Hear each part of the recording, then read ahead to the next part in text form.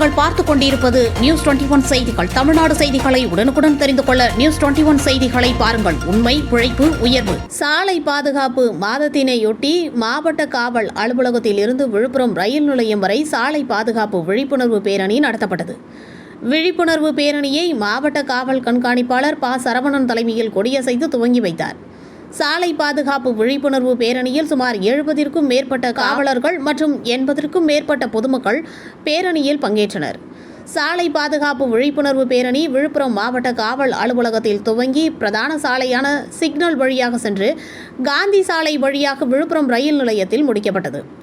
சாலை பாதுகாப்பு பேரணியில் அனைவரும் தலைக்கவசம் அணிந்து வாகனம் ஓட்ட வேண்டும் மற்றும் சாலை விதிகளை முறையாக பயன்படுத்த வேண்டும் என்பதனை வலியுறுத்தும் விதமாக விழிப்புணர்வு செய்யப்பட்டது.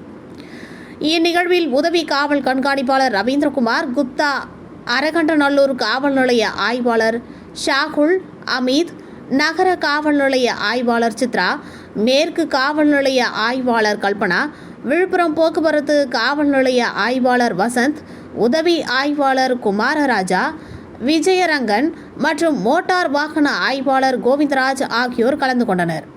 நியூஸ் 21 செய்திகளுக்காக விழுப்புரம் மாவட்ட செய்தியாளர் அருண் பிரகாஷ்.